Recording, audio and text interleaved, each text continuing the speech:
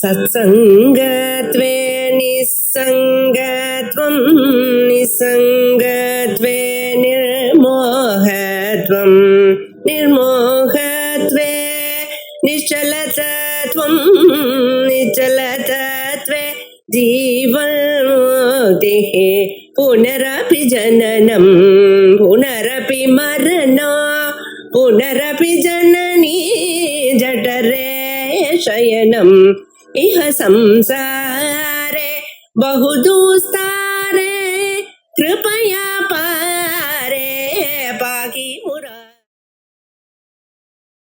श्री गुरुभ्यो नमः. ஸ்ருதி சூக்திமாலா 25வது ஸ்லோகத்துல வியாக்கியானம் கொஞ்சம் பாக்கி இருக்கு. இந்த ருத்ர சப்தத்துக்கு பல விதமான அர்த்தம் சொல்றார், அதான் பாக்கி. அதுவா ருதா முதல் இது என்ன எங்க முடிச்சோன்னு சொன்னா, ருத்து துக்கம் துக்க ஹேதுர்வா தத் திராவயதி யஹ் பிரபு ருத்ர இத்யுச்யதே தஸ்மாத் சிவ பரமகாரணம். ருத்ர அப்படின்னு பிரிக்கணுமா. ருத்துங்கிறது துக்கம் அல்லது துக்கத்துக்கு காரணம்.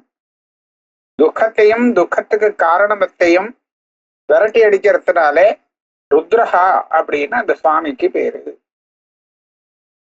அடுத்தது இன்னொரு அர்த்தம் என்ன சொல்றாருன்னா, ருதா அதுவா ருதா நாதேன சகலஞ்சகதிதம் திராவயதி ரஞ்சயதி இது நாதாத்மகத்வாத் இது ருத்ரஹா. அதாவது சுவாமி நாதஸ்வரூபியாம். அந்த ருத்துனா நாதத்தை வாங்கிக்கணுமா. அந்த நாதத்தினாலே சகல ஜெகத்தையும் சந்தோஷப்படுத்துறதுனாலே ருத்ரஹா அப்படின்னு பேரு சுவாமிக்கு. அதுவா ருதா சப்தேன பிரணவரூபேண வேதரூபேண வா திராவயதி இஷ்டமர்த்தம் கமயதீதி ருத்ரஹா. ருத்துங்கிறது சப்தம்னு அர்த்தம். இந்த இடத்துல என்ன சப்தம்னு சொன்னா, ஓங்காரம் பிரணவத்தை எடுத்துக்கணுமா. ஓங்காரத்தை எடுத்துக்க வேண்டியது, அல்லது வேத சப்தத்தையாவது எடுத்துக்கணும். இந்த சப்தத்தினாலே ருதா பிரணவத்தினாலேயோ அல்லது வேதத்தினாலேயோ அவர் என்ன பண்றாருன்னு கேட்டா, ஜனங்களுக்கு, அதாவது அதை படித்தவர்களுக்கு, அதை உபவாசனம் பண்றவாளுக்கு இஷ்டமர்த்தங்கமயதி, அவளுக்கு அபீஷ்டமான அர்த்தத்தை அடையும்படி செய்கிறார். ஆகையால ருத்ரஹா. ஆக பிரணவத்தை உபாசனம் பண்றவாளுக்கு அதுக்குண்டான பலத்தை கொடுக்கிறார். வேதத்தை அத்தியனம் பண்ணி அதை அனுஷ்டானம் பண்றவாளுக்கு அதுக்கு தகுந்த பலத்தை கொடுக்கறதுனாலே இவருக்கு ருத்ரஹான்னு பேரு.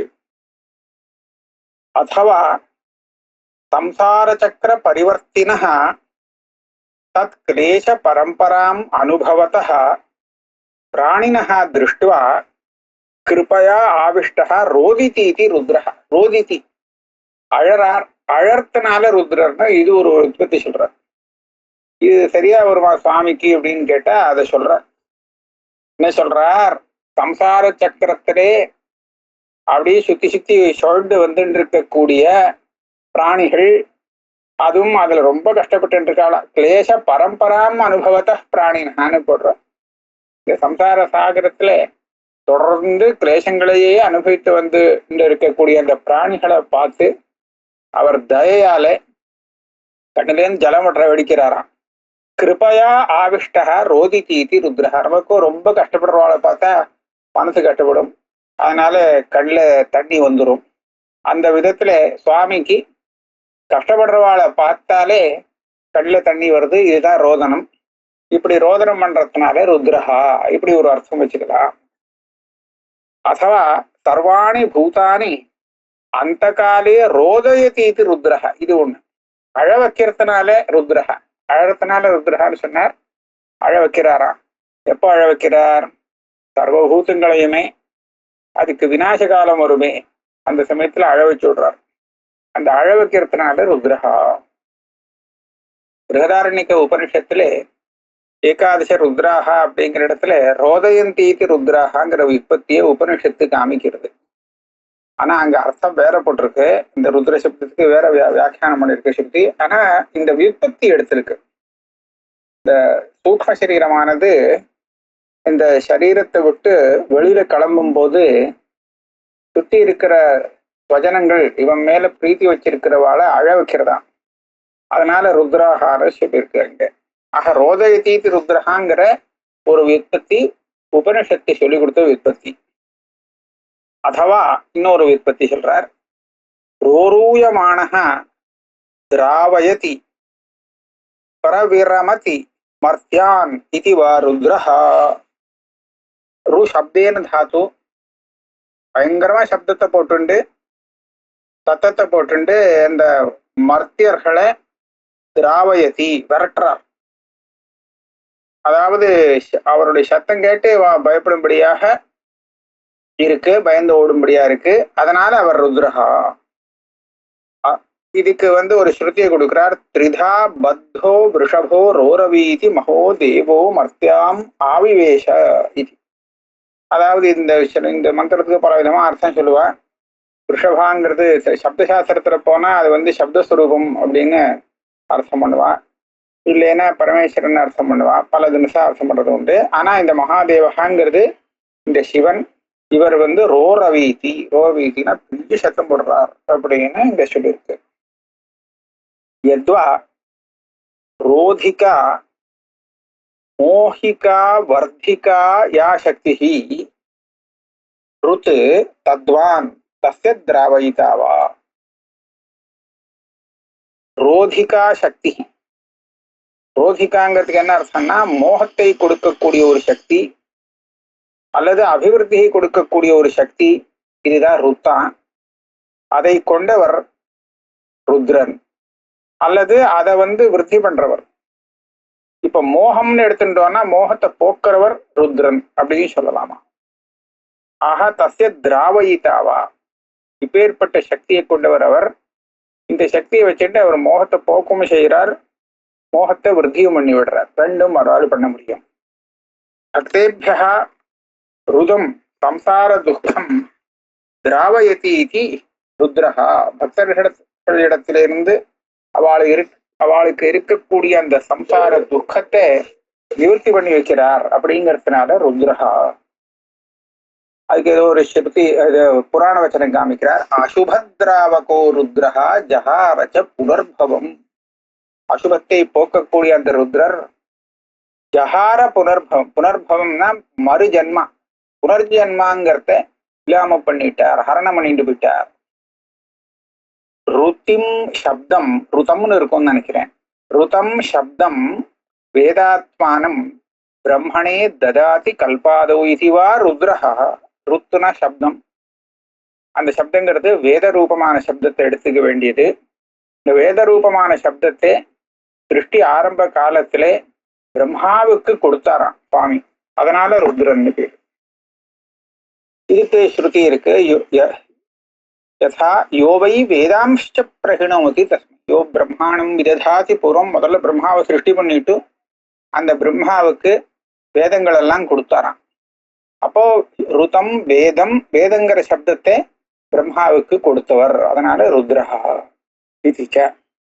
இதெல்லாம் ச சப்தஸ்ய அனுக்த சமுச்சயார்த்தத்வாத். இதெல்லாம் நீங்க புதுசு புதுசா உற்பத்தி சொல்ற. ஆனா இந்த ஸ்லோகத்துல அதெல்லாம் பத்தி ஒண்ணும் சொல்லலையே அப்படின்னு கேட்டா இங்க ஒரு ச சப்தம் போட்டு வச்சிருக்காராம். ருத்ராவணேனச்ச பவந்தம் அவைமி ருத்ரம் ருத்ராம் ஸ்வதுத்பவதயா மருதோ கணான்வா ருத்ராவணேனச்ச பவந்தம் அவைமி ருத்ரம். அந்த ஒரு சா போட்டிருக்காரோ இல்லையோ, இந்த ச சப்தத்தினால இந்த மாதிரி எத்தனை அர்த்தம் கிடைக்கிறதோ அத்தனை அர்த்தமும் எடுத்துக்கிடுங்க. ச சப்தஸ்ய அனுக்த சமுச்சயார்த்தத்வா. சொல்லாது விட்டு போனது எல்லாத்தையும் இந்த ச சப்தத்தினால எடுத்து விடலாம். ஏதான்யபி பிரவருத்தி நிமித்தானி ஆச்சாரியேன விவக்ஷிதானி. இந்த இடத்துல இந்த ஸ்லோகத்துல இந்த பிரவருத்தி நிமித்தங்களும் அவருக்கு சம்மதமாக இருக்கு. இது 25வது ஸ்லோகம் முடிஞ்சது. இப்ப நம்ம 26வது ஸ்லோகத்துக்கு போறோம். யஜ்ஞேபி ருத்ரபதம் ஆருணகேதுகோக்தம் தச்சப்தம் ஈஸ்வர ததீயம் அபி ஸ்மரந்தி யத்தத் பிரதேசகத யஜ்ஞ பதாவகாசே யஜ்ஞஸ்ய சப்தம் அனுசுஷ்ரும சாமகேபியः. இந்த ஸ்லோகத்துல ரெண்டு அம்சம் இருக்கு. முதல் அம்சத்துல ஆருணகேதுக சயனத்தை சொல்லக்கூடிய அந்த யஜுர்வேத ஆரண்யக பாகத்திலே யஜ்யந்தான் ருத்ரன்னு சொல்லப்பட்டிருக்கு. அதாவது ருத்ர சப்தத்தை யஜ்ய பரியாயமாகவும் யஜ்ஞார்த்தத்திலையும் பிரயோகம் பண்ணப்பட்டிருக்கு. அதே மாதிரி சாமகேபியா சாமவேதத்திலையும் இந்த ருத்ர சப்தம் அந்த அர்த்த யஜ்ய சுவாமி அப்படிங்கிற அர்த்தத்துல பிரயோகம் பண்ணப்பட்டிருக்கு. இந்த ரெண்டு அம்சத்தை இங்க எடுக்கிறார். யஜ்யேபி ருத்ரபதம் ஆருணகேது கோக்தம்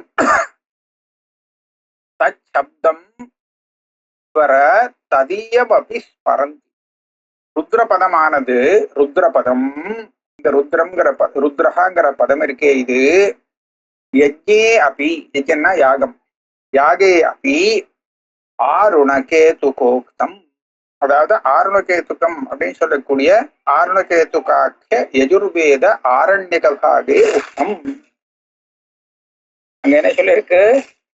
ஏதத் ருத்ரஸ்ய தனுஹு ருத்ரஸ்ய தேவ தனுராத்ரிஹி சிர உத்பிபேஷ சப்ரவர்க்யோ பவத் தஸ்மாத் யஸ்ஸ பிரவர்கேண யஜ்ஞேன யஜதே ருத்ரஸ்ய சசிர பிரதிததாதி. அதாவது இது ருத்ரனுடைய தனுசுனா வில்லு. அந்த ருத்ரனுடைய வில்லுல ஒரு நான் கயிறு இருக்குமோ இல்லையோ, அந்த நான் கயிறானது அருந்து போனதுனால அப்படியே கயிறுனால பலமா கட்டி வச்சிருக்கு. அது அருந்ததுன்னா அந்த வில்லு என்ன ஆகும்? அப்படியே மேல போகும். அப்படி போகும்போது அவருடைய சிரச பின்னம் பண்ணிட்டு போயிடுச்சு. அந்த சிரஸானது அது பிரவர்க்கியம் ஆயிடுச்சு. அதனால இந்த பிரவர்க்கியங்கிற யஜ்ஞத்தினால யார் யாகம் பண்றானோ அவன் ருத்ரஸ்ய சிர பிரதிததாதி, ருத்ரனுக்கு அந்த பின்னமா போன அந்த சிரஸை மறுபடியும் சேர்த்து விடுகிறான். இதுலயே ஒன்றும் புரியல, எதுக்கா இப்படி ஆச்சுன்னு. இதோடைய கதையை மேல சொல்ல போறார். அப்படி சொன்னாதான் புரியும். நான் அந்த இடத்துல வரைச்ச சொல்றேன், இதுக்கப்புறம் திருப்பி சொல்றேன். தஸ்மாத் யஜ்ஞே கதம் ருத்ரசப்த பிரவருத்தி இத்யாசங்கிய ருத்ர சம்பந்தித்வாத் இத்யாஹ தச்சப்தம் இதி தச்சப்தம் ஈஸ்வர ததீயமபி ஸ்மரந்தி. யஜ்ஞத்தை போய் ருத்ரன்னு சொல்லியிருக்கு. இவ்வளவு மாத்திரம் இப்போ வச்சுட்டா போறோம். அப்புறம் எப்படி வந்ததுன்னு சொல்றேன். யஜ்ஞத்தை போய் ருத்ரஹான்னு எப்படி சொல்லலாம் அப்படின்னு கேட்டா, ருத்ரனோட சம்பந்தப்பட்டு இருக்கிறதுனால யஜ்ஞத்தை ருத்ரம்னு சொல்லலாம், ருத்ரஹான்னு சொல்லலாம் அப்படிங்கிறார். தச்சப்தம் அப்படி ததீயம் அப்படி தச்சப்தம் ஸ்மரந்தி. ததீயம் அப்படி, ததீயம்னா தத் சம்பந்தி, அதோட சம்பந்தப்பட்டதை கூட நம்ம அதுக்குண்டான சப்தத்தை வச்சே பிரயோகம் பண்றோம், பேரு சொல்லி விவகாரம் பண்றோம். வஸ்துதா தச்சப்தம் ஸ்வஸ்வாமி வாச்சகா யஸ்ய தச்சப்தம் ஸ்மரந்தி இது. அதாவது அந்த சப்தமானது தன்னையும் குறிக்கும், தனக்கு யாரு சுவாமியோ அந்த சுவாமியையும் சொல்லக்கூடியதாக இருக்கு. இப்ப ருத்ரங்கிறது பகவானையும் குறிக்கும். ஆனா இந்த பகவானை சொல்லக்கூடிய இந்த ருத்ர சப்தம் யஜ்ஞத்தையும் குறிக்கும். இந்த ஸ்வஸ்வாமி பாவ சம்பந்தம் இருக்குன்னு இப்ப உபபாதனம் பண்றார். எப்படின்னு கேட்டா, யசா ராஜகீயா ராஜசப்தவான், ராஜாவோட சம்மந்தப்பட்டவான், ஆனா லோகத்துல அவனை ராஜான்னு சொல்றதான். ராஜான்னு எப்படி சொல்றான்னா, ராஜாவோட சம்பந்தப்பட்டிருக்காங்கிறதுனால அவனுக்கும் ராஜசப்தம் வருது. ததா அதே மாதிரி ருத்ர சப்தா யஜ்ஞே வர்த்ததே தத் ராஜகத்வா. இந்த ருத்ரனை ராஜாவாக கொண்டு இருக்கிறதுனாலே யஜ்ஞமும் ருத்ரஹான்னு சொல்லப்படுறது. யஜ்ஞத்தை ருத்ரஹாங்கிற சப்தம் சொல்றது. ருத்ர ராஜாவா யஜ்ஞத்துக்கு? அது எங்க சொல்லிருக்கு அப்படின்னு கேட்டா, ஆவோ ராஜானம் அத்வரஸ்ய ருத்ரம் இதி மந்திரஹ யஜ்ஞே வர்த்ததே தத் ராஜகத்வா. இந்த இடத்துல அத்வரஸ்ய ராஜானம் ருத்ரம் அப்படின்னு சொல்லிருக்கு. அதாவது ருத்ரஹா அத்வரஸ்ய ராஜா. அத்வரஹானா யஜ்ஞன். அந்த யஜ்ஞத்துக்கு அதிபதியா இருக்காரா, ராஜாவா இருக்கார். அப்படிங்கிறதுனாலே அந்த அவருக்கு உண்டான அந்த ருத்ர சப்தத்தை நாம யஜ்ஞத்துக்கு பிரயோகம் பண்ணலாம். எப்படி ராஜாவோட சம்பந்தப்பட்டு இருக்கிறதுனாலே அந்த ராஜசேவனுக்கும் ராஜான்னு சொல்ற வழக்கம் இருக்கும். அந்த மாதிரி இந்த ருத்ரனை சுவாமியாக கொண்டிருப்பதாலே யஜ்ஞமும் ருத்ரஹாங்கிற சப்தத்தினாலே சொல்லப்படுகிறது. இந்த இடத்துல ஆவோ ராஜான மத்வரஸ்ய அப்படிங்கிற இடத்துல இப்படிதான் எடுத்துக்கணுமா. அதைவ ருத்ர சம்பந்தி யஜ்ஞோபி ருத்ர சப்தவான் இது பாவகா. ருத்ரனோடு சம்பந்தப்பட்டு இருக்கிறதுனாலே அந்த யஜ்ஞமானது ருத்ரங்கிற பதத்தினாலேயே சொல்லப்படுறது. அனேன ததீயத்துவமப்பி தச்சப்த பிரவருத்தி நிமித்தம் இது உக்தம். ஆக ஒரு சப்தத்துக்கு என்ன ஒரு அர்த்தமோ அந்த அர்த்தத்தோடு சம்பந்தப்பட்ட இன்னொரு அர்த்தத்தை கூட அந்த சப்தத்தான சொல்றதுங்கிறது வழக்கமாக இருந்துட்டு இருக்கு. இப்ப ஆருணகேத்துக ஸ்ருதி எடுத்து காமிச்சார். அதனுடைய அர்த்தம் புரிஞ்சுக்கணும்னா அங்க என்ன கதையோ அதை சொல்லணும். அந்த கதையை இப்ப எடுத்து சொல்றார். ஆருணகேத்துக்கே பிரவர்த்திய அசாதாரணே பிராமணே. ஆருணகேத்துக்க ஜயனம் அதோடைய பிரகரணம் அதை பத்தி சொல்லக்கூடியது. அருணம் சொல்லுவான். அதுல பிரவர்த்திய பிராமணத்திலே இந்த கதை வருது. தேவாவை சத்திரமாசத்தை அப்படின்னு ஆரம்பிக்கிறார். தேவசைகள்லாம் சேர்ந்து ஒரு சத்திரயாகம் பண்ணலாம். அங்க வந்த கதை என்னன்னா, யஜ்ஞாத்மா புருஷா ச தேவஹ சாதாரணம் வைஷ்ணவம் யசஹ ஸ்வயம் ததாத்மதயா ஸ்வகீயமிதி மத்வா சமாதாய அபாக்ராமத்.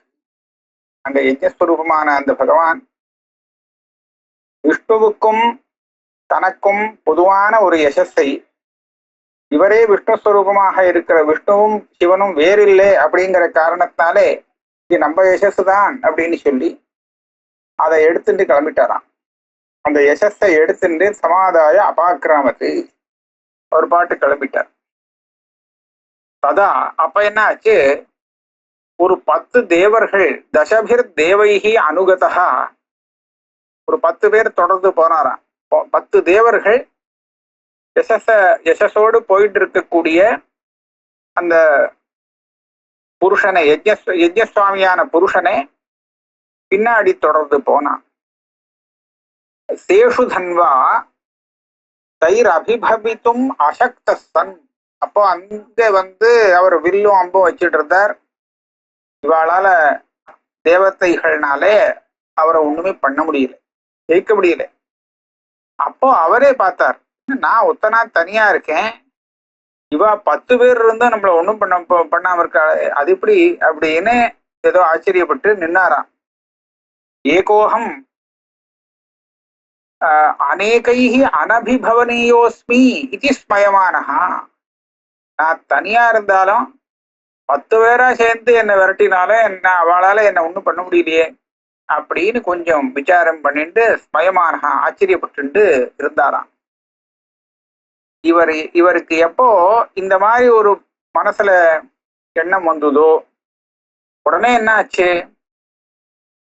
ஸ்வயமானஹா ஸ்வதஏவ அபக்ராந்த தேஜாக. அப்ப அவர்கிட்ட இருந்த அந்த தேஜஸானது, எந்த தேஜஸை இவர் எடுத்துன்னு வந்திருந்தாரோ அந்த தேஜஸ், அந்த யசஸ் இதெல்லாம் அவர்கிட்ட இருந்து போயிடுதான். அது போன உடனே என்ன ஆச்சா, இந்த தனுகும் அவஷ்டபிய அதிஷ்டத. அந்த தனுஷ் எந்த ஒரு முன்னாடி சொன்னாரு இஷு தன்வா அப்படின்னு, அந்த இஷு அந்த தன்வா அந்த வில்ல பிடிச்சுண்டு இப்படி நின்றுட்டு இருந்தாராம். அதை பிடிச்சிட்டு நின்றுட்டு இருந்தார். வில்ல இந்த கம்பெல்லாம் வச்சுட்டு அண்டைக்க பிடிச்சிட்டு அவலம்பிச்சுட்டு நிக்கிறது இல்லையா, அந்த மாதிரி நின்றுட்டு இருந்திருக்கார். அப்ப இந்த 10 தேவர்களை என்ன பண்ணாளா, ததோ தசபிர் தேவைஹி தத்த சுவாபிமத வரலாப தோஷித வம்ரிகா விமுக விலூன மௌர்வீகம் ததேவ தனுஹு உத்பலவமானம். இந்த 10 பேருமா சேர்ந்து இந்த கரையான்கள் இருக்கோ இல்லையோ, இந்த கரையான்களுக்கு உங்களுக்கு வேண்டிய வரம் கொடுக்குறேன், எனக்கு ஒரு வேலை பண்ணணும்னு சொல்லி என்ன பண்ணானா, அதுக்கு அபீஷ்டத்தை கொடுத்து அந்த கரையான்களை அனுப்பிச்சு அந்த வில்லுனுடைய கயிறு இருக்கு அதை அப்படியே அறுத்து விட சொல்லிட்டாலாம். அதனால என்னாச்சு, விலூனம் உருவீக்கம், அதாவது இந்த வம்ரிகா முகத்தினேந்து பட்டு கரையாம் பட்டு அரிச்சு அந்த கயரானது கயரானது அருந்தது. அந்த அருந்த உடனே என்னாச்சு, ததேவ தனுகும் உட்பிரவமானம். அதை விட்ட உடனே அந்த பெரிய அந்த பயங்கரமான அந்த வில்லானது அப்படியே மேல் தூக்கி அடிக்கிறது. அப்படி அடிக்கும் போது ததேவ தனு உட்பிரவமானம் ஸ்வயம் அத்வராத்மன சிரகா தரபசம் அபஜகார. உடனே அந்த யஜ்ஞஸ்வரூபமா இருந்த சுவாமியுடைய சிரஸ கன்னியா பண்ணிடுத்து, பின்னமாக்கி எடுத்து. அபஜகார தத்து பிரவர்கியத்துவம் அபஜத்து. இப்ப அந்த சிரசு தான் பிரவர்க்கியமா. அப்புறம் அந்த தேவதைகள்லாம் அந்த அஸ்வினவும் அப்ருவன், அஸ்வினி தேவதைகளை கூப்பிட்டு, அவதான் அங்க உள்ள வைத்தியர்கள் டாக்டர்கள், ஏதாவது இந்த மாதிரி ஆச்சுன்னு சொன்னா அதை சரிப்படுத்துறதுக்காக இருக்கிறவார். அங்க போய் அஸ்வினி குமாரர்களை பார்த்து சொன்னாலாம், விஷஜௌ வைஸ்தகா, நீங்க 2 பேரும் வைத்தியர்கள் இல்லையா, அதனால யஜ்ஞத்தினுடைய தலை இப்படி விண்டு போடுத்து இந்த யஜ்ஞத்துக்கு மறுபடியும் சிரச கொட்ட வைக்கணும் அப்படின்னு சொன்னாலாம். இதம் யஜ்ஞஸ்ய சிரஹா பிரதிதத்தம் அப்படின்னு, மறுபடியும் வை அப்படின்னா. தாவப்ரூதாம் வரம் பிருணாவகி, அவ இதுக்கு என்ன கூலி கொடுக்க முடியும், எனக்கு கொடுக்கணும் அப்படின்னு கேட்டாலாம். கேட்டாதான் அதை வேலை செய்ய முடியும் அப்படின்னு. வரம் பிருணாவகி, என்ன வரம்னு கேட்டா, கிரக ஏவனோ அத்திர அதிகிருஹ்யாதாம், அதாவது எங்களுக்கு ஆஸ்வின கிரகம், எங்களை தேவதையாக கொண்ட ஒரு கிரகமானது சோமயாகத்துல கிரகிக்கப்பட வேண்டும் அப்படின்னு வரம் கேட்டாலாம். அதுக்கப்புறம் வரத்தை கொடுத்ததுக்கு அப்புறம் தாப்யாம் ஏதம் ஆஸ்வினம் அகிருண்ணன்னு, அந்த சத்திரயாகத்திலே ஆஸ்வின கிரகத்திலே அந்த அஸ்வினி தேவதைகளுக்கு ஒரு சோமரசம் கிரகிக்கப்பட்டது, கொடுக்கப்பட்டது. அதுக்கப்புறம் தௌ ஏதத் யஜ்ஞஸ்ய சிர பிரத்யதத்தாம், மறுபடியும் அந்த யஜ்ஞத்துல கொண்டு போன சிரச கொட்ட வச்சா. யத் பிரவர்க்கியம் பிரவருணக்தி, அதனால இந்த பிரவர்க்கியங்கிறது ஒரு கர்மா இருக்கு. அந்த பிரவர்க்கியம்ங்கிறத பண்றதுனாலே என்ன ஆகுதுன்னு சொன்னா, யஜ்ஞத்தினுடைய சிரசு யஜ்ஞஸ்யைவ தச்சிர பிரதிததாதி. இது அனுஷ்டானம் பண்றதுனாலே என்ன ஆகுதுன்னா, யஜ்ஞத்துக்கு சிரசாரது சேர்ந்துறது. சிரசு இங்க தனியா இல்லாம யஜ்ஞத்தோடு சேர்ந்து விடுகிறது அப்படின்னு இங்க சொல்லியிருக்கு. இப்ப இவ்வளவு தூரம் கதை வந்ததுக்கு அப்புறம் தான் இதைத்தான் அங்க சங்கிரேபமா சொல்றது ஆருணகேதிகத்துல. ஏதத் ருத்ரஸ்ய தனுகும் ருத்ரஸ்யத்வேவ தனுரார்த்தனி சிரஹா உத்பிபேஷ.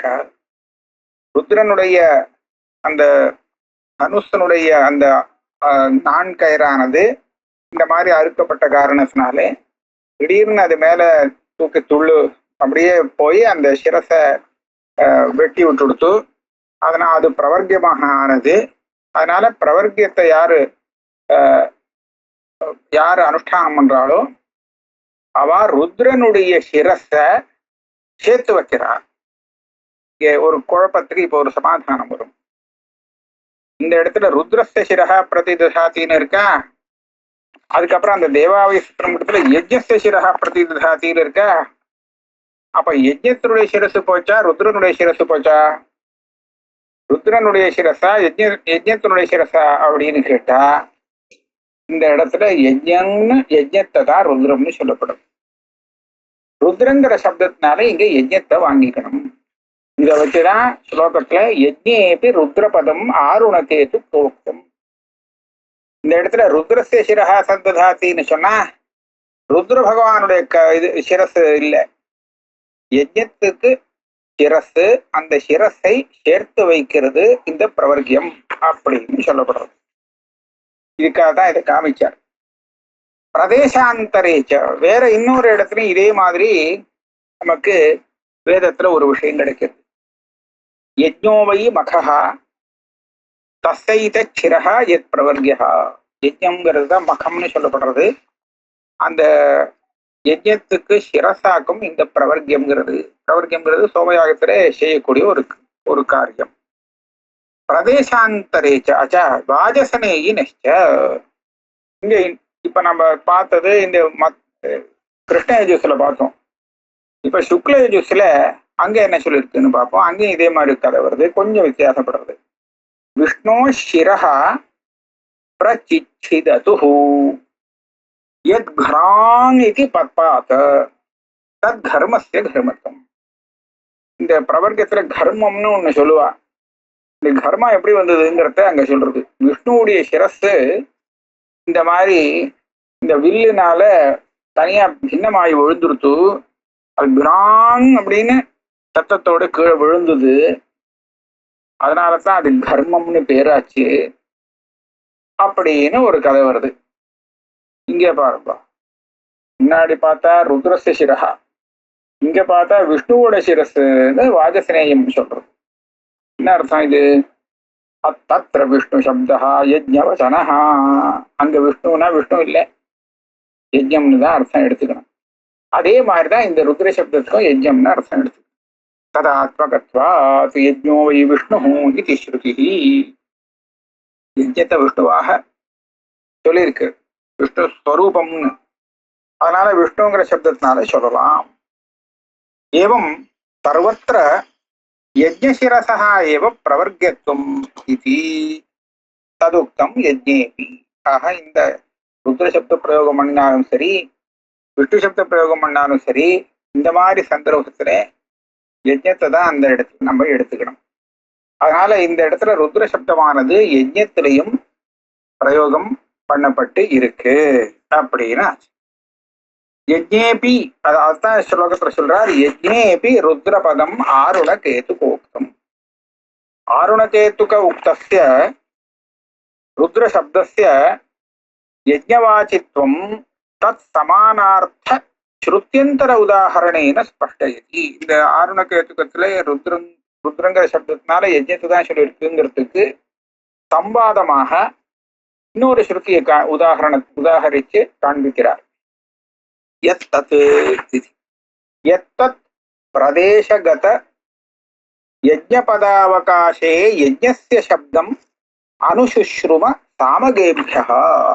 இதுக்கு அர்த்தம் எழுதுறார். எத்தத் இது யத் யஸ்மாத் காரணாத் தத் பிரதேசகத ருத்ரபதாவகாசே தத் ஆருணகேதுகாख्य யஜுர்வேத ஆரண்யக பாககத ருத்ரபதஸ்தானே சாமகேபியः யஜ்ஞஸ்ய இவ தச்சிரः பிரதிததாதி இதி ஸ்ருதே. ஒண்ணுமில்ல, இங்க ருத்ரஸ்ய சசிரः பிரதிததாதிங்கிற இடத்துல யஜ்ஞஸ்ய சசிரः பிரதிததாதி, யஜ்ஞஸ்தருடைய சிரஸை சேர்த்து வைக்கிறான் அப்படின்னு சாமகால் சொல்றாளாம். அப்ப ருத்ர சப்தஸ்தானத்துல யஜ்ஞ சப்தத்தை பிரயோகம் பண்றது அந்த ஸ்ருதி. யஜ்ஞஸ்யேதி சப்தம் அனுசுஷ்ருமா. ஸ்ருதினா அந்த ருத்ர சப்தஸ்தானத்துல யஜ்ஞ சப்தத்தை நாம கேட்கிறோம் சாமஸ்ருதியில. ஆகையால அந்த யஜ்ஞத்தையும் இந்த ருத்ர சப்தம் சொல்லுகிறது. ஆருண கேதுக ஸ்ருதி சமானார்த்தாயாம் யஜ்ஞஸ்ய தச்சிரः பிரதிததாதி இத்யஸ்யாம் ஸ்ருது ருத்ர சப்தஸ்ய ஸ்தானே யஜ்ஞ சப்த ஸ்ரவணாத். அப்ப என்ன சொல்லணும்? ரெண்டு இடத்துலயும் ஒரே அர்த்தமா ஸ்ருதிகளுக்கு. இதுதான் கதி சாமான்யாதித்தி நியாயேன ஆருண கேதுகேபி ருத்ர சப்தா யஜ்ஞ சப்தவாச்சி இத்தியவகந்தவ்யா. அதனால இந்த ருத்ரஹாங்கிறதுக்கு யஜ்ஞஹான்னு அர்த்தம் சொல்ல வேண்டியிருக்கு. அவருடைய ருத்ரன்னா ருத்ர பகவானுடைய தலையானது வெட்டு, அதாவது வெண்டு போச்சு அப்படிங்கிறது இல்லை. யஜ்ஞத்துல ஒரு பங்கம் ஏற்பட்டு போச்சு, அந்த யஜ்ஞ பங்கத்தை சரி பண்றதுக்காக பிரவர்க்கம் வந்தது. அதனுடைய அர்த்தவாதமாக்கம் இப்ப சொன்ன விஷயம்.